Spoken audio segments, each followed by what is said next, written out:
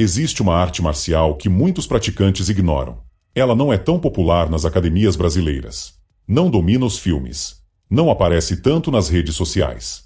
Mas, curiosamente, está por trás de alguns dos lutadores mais dominantes da história do MMA moderno. Essa arte é o sambo.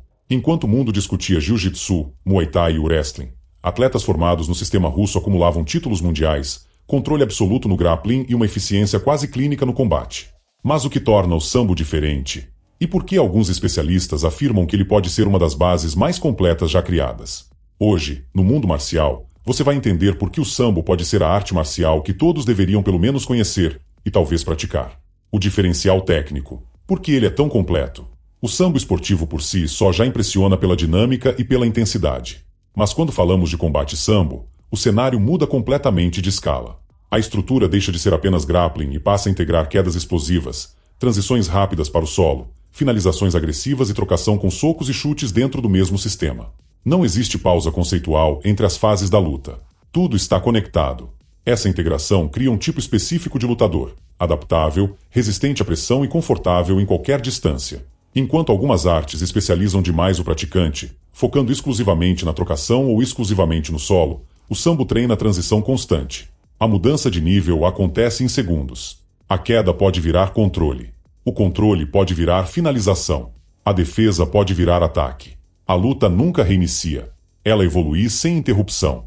Outro ponto decisivo é o jogo de pernas. As chaves de joelho, tornozelo e variações de ataques nas articulações inferiores sempre foram parte central do sistema. Muito antes de se tornarem tendência no MMA moderno, já eram refinadas em alto nível no circuito de sambo. Isso criou gerações de atletas com sensibilidade específica para esse tipo de finalização, algo que por muito tempo pegou adversários despreparados.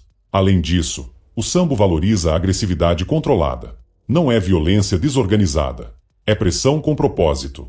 O ritmo é alto, mas há economia de movimento. O domínio posicional não é estático. Ele é construído para abrir caminho para o ataque.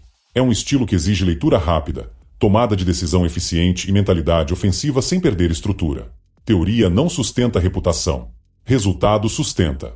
E quando analisamos o cenário profissional, os resultados falam alto. Grandes nomes do MMA mundial tiveram formação sólida no sambo, como Fedor Emelianenko e Khabib Nurmagomedov. Dois estilos diferentes, duas personalidades distintas, mas um padrão técnico semelhante. Pressão constante, controle sufocante, domínio psicológico e transições limpas entre queda e finalização. Não é coincidência. É formação. O sistema ensina o atleta a decidir onde a luta acontece. Se o adversário quer trocar, ele pode encurtar. Se o adversário quer grappling, ele impõe o ritmo. A capacidade de ditar o terreno do combate é uma das armas mais poderosas no MMA profissional. E isso nasce do treinamento integrado. Existe também um componente mental. O sambo, por sua origem pragmática e competitiva, desenvolve resistência psicológica. O atleta aprende a lidar com intensidade constante. Aprende a manter pressão mesmo quando está cansado. Aprende a transformar pequenas vantagens em controle total. No cenário mais competitivo do planeta, onde cada detalhe técnico é explorado ao máximo, o sambo mostrou que sua base é sólida. Ele não é teoria histórica. Ele é prática comprovada. Por que ele não é tão popular? Se é tão eficiente, por que não domina academias no mundo inteiro? A resposta passa por fatores além do tatame.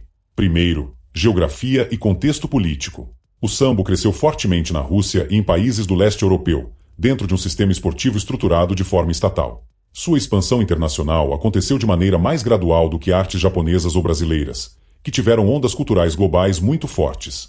Segundo, marketing e narrativa. Artes como o jiu-jitsu brasileiro conquistaram o mundo por meio de desafios públicos, competições internacionais e forte presença midiática. O sambo, por outro lado, manteve por muito tempo uma estrutura mais concentrada e menos voltada para a autopromoção global. Terceiro, identidade. O sambo não vende uma filosofia mística ou um discurso espiritualizado. Ele vende eficiência. E eficiência, muitas vezes, é silenciosa. Não há tanto simbolismo externo. O foco está na performance. Mas isso não significa ausência de relevância. No alto rendimento, ele nunca deixou de existir. Ele simplesmente não buscou o mesmo tipo de exposição internacional. Enquanto algumas artes cresceram pela narrativa, o sambo cresceu pela formação técnica. E talvez isso explique por que muitos só descobrem sua força quando veem seus representantes dominando no cenário profissional. Aqui entra o ponto mais importante, o debate. O sambo desenvolve explosão, resistência, técnica refinada de quedas, consciência corporal avançada e domínio das transições entre distâncias. Ele prepara o praticante para lidar com diferentes cenários dentro do combate. Para quem busca desempenho real, é um sistema extremamente funcional. Mas ele é exigente. A intensidade é alta. O ritmo raramente diminui. Não é um treinamento confortável ou passivo. Ele cobra preparo físico, mentalidade competitiva e adaptação constante. Talvez não seja a arte mais popular nas redes sociais. Talvez não seja a primeira escolha de quem busca apenas atividade recreativa. Mas para quem quer entender o combate em sua forma integrada, ele oferece ferramentas poderosas.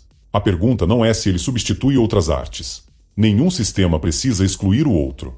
A pergunta é mais estratégica. Por que tão poucos conhecem profundamente o método que combina eficiência técnica, integração total das fases da luta e histórico comprovado no alto nível? Talvez o sambo não seja obrigatório para todos. Mas ignorá-lo pode ser um erro para quem leva o mundo marcial a sério. O sambo não precisa de marketing exagerado. Ele precisa de entendimento. Ele nasceu da necessidade, evoluiu pela eficiência e se manteve relevante através de resultados. Talvez ele não seja a única arte que alguém deva praticar, mas ignorá-lo pode ser um erro estratégico para qualquer lutador sério.